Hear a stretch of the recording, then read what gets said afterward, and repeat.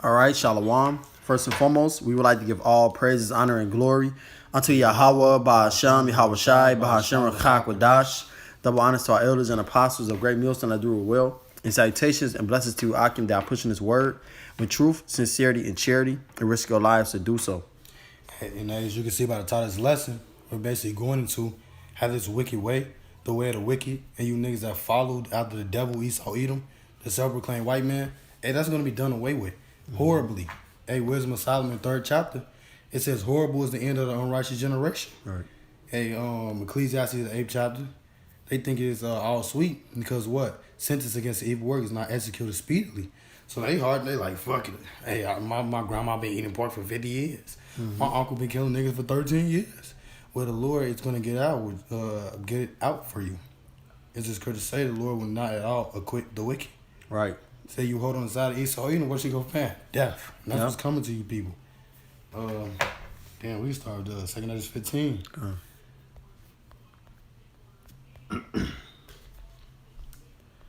This 2nd Ezra 15:1 says, Behold, speak thou in the ears of my people the words of prophecy, which I will put in thy mouth, said Yahweh. And that's what's been coming out a lot. Hey, because these prophecies are popping off like popcorn. And it's going to be what? Jacob's trouble very soon. And why? You niggas are, why you had liberties, it says in 2nd Ezra, the 9th chapter, you load the Lord law, you see the Lord's prophets, so you have that liberty to do the right thing. You have the place of repentance. But what? You people despise it. So the Lord has his prophets out here prophesying what's to come. Because it says, the only thing that's coming to this place is death and destruction, man. That's it. Hey, Ezekiel the 7th chapter, the Lord said for these niggas of Israel, in evil, and only evil. That's all you have to look forward to, evil. That's right. It says, and cause them to be written in paper, for they are faithful and true. Hey, none of these words are going to fail. Everything written in this Bible, man, is 100% facts. The scripture says no lie of the truth. Yup, it says, fear not the imaginations against thee, and let not the incredulity of them trouble thee that speak against thee. Yep, and why should we not fear why should we not let the incredulity trouble us, their unbelief, their unfaithfulness?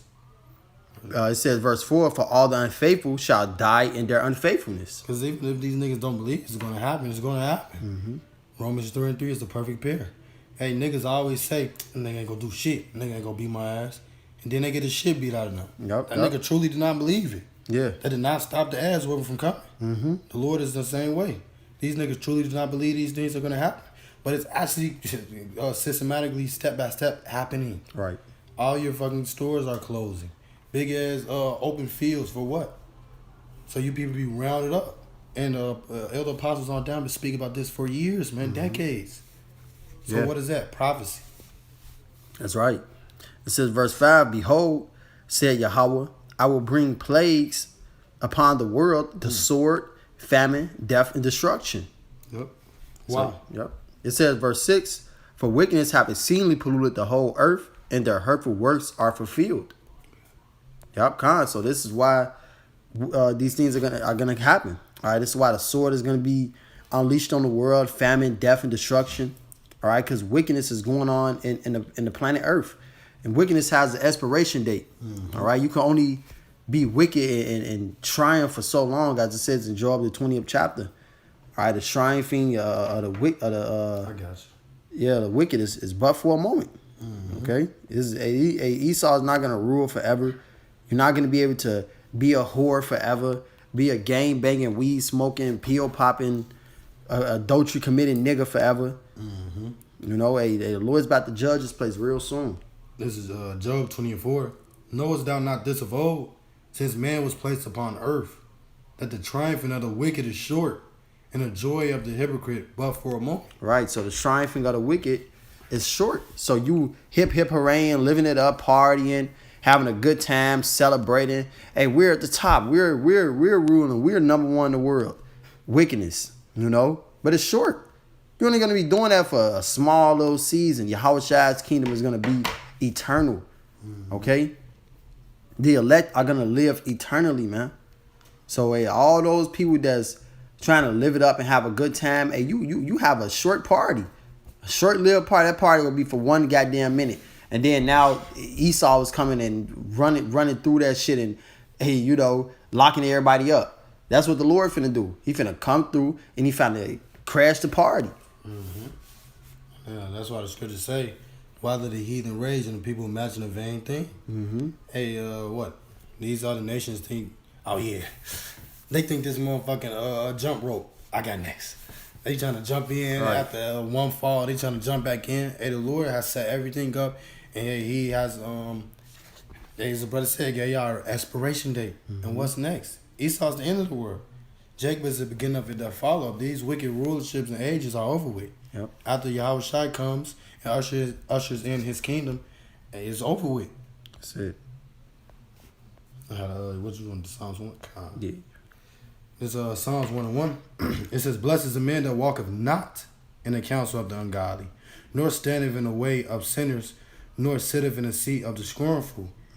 And we were just talking about the Ecclesiastes 8. It also says, if though a sinner do evil 100 times, his day be prolonged, it's going to go well with the righteous, Right. and not with the sinners. It's always going to go well with the righteous. The Lord is with the men of the Lord. The Lord is with his people, the Israel of God, not all of the nation, because what? Hey, these niggas are heathen. Right. Not physically, but they have that mindset. They're setting their ways to do wickedness. They're setting their ways to transgress the Lord. They're setting their ways to follow the heathenistic ways. So they're going to die like heathens. They're going to get that death, man. They're going to eat them nukes. And the plagues before. It says, but his delight is in the law of the Lord, and in his law doeth he meditate day and night. And he shall be like a tree planted by the rivers of water, that bringeth forth his fruit in his seasons. His leaf also shall not wither, and whatsoever he doeth shall prosper. And that's what's happening to the what? The righteous. Now it's going to give the breakdown of the wicked, the ungodly. Verse 4. The ungodly are not so. So they're not like the tree planted. They're not like doing whatever prospers. It says, but are like the chaff which the wind driveth away. So they just gone, man. It says, therefore the ungodly shall not stand in the judgment, nor sinners in the congregation of the righteous. For the Lord knoweth the way of the righteous, but the way of the ungodly shall perish. Hey, anything that has a time period, it's not worth it. Yeah, you look like you're balling right now, but what's going to happen? The scripture said in Sirach the 7th chapter, whatever you do, remember the end, and you're not going to go amiss. So if you think about, damn, if I pop these pills all day right now, have sex with every man and wife I come across, think wickedly, do all the manners of wickedness, the Lord is going to recompense that upon me. Right.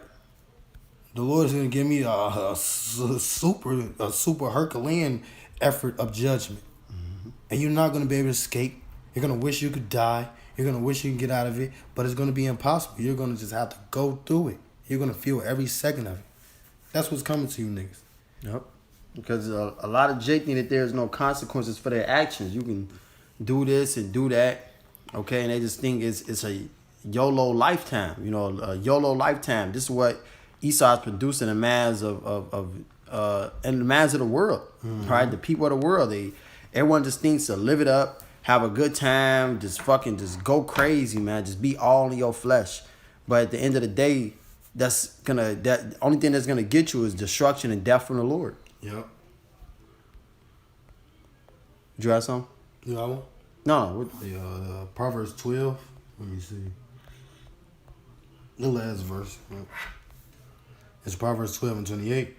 It says, "In a way of righteousness is life, and in a pathway thereof is no death."